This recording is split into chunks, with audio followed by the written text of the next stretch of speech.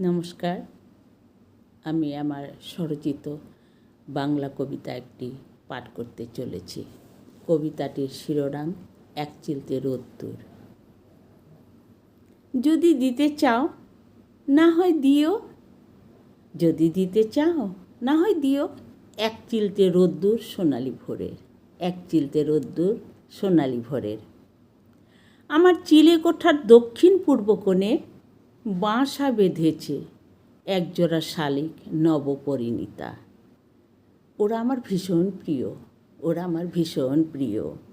আজ সকালে দেখলাম ওদের চোখে মুখে রোদের ঝিলিক। বুঝলাম ঝলমলিয়ে উঠেছে এক চিলতে রোদ্দুর, ঝলমলিয়ে উঠেছে এক চিলতে রোদ্দুর।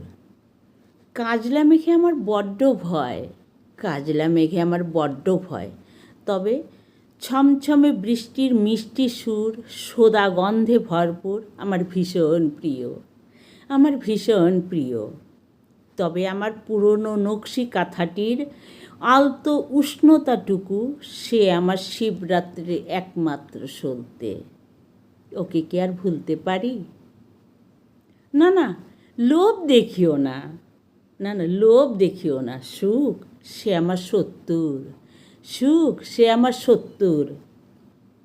নুন পান্তা আর কাঁচা লঙ্কা, নুন পান্তা আর কাঁচা লঙ্কা সে আমার এক চিলতে রোদ্দুর, সে আমার এক চিলতে রোদ্দুর।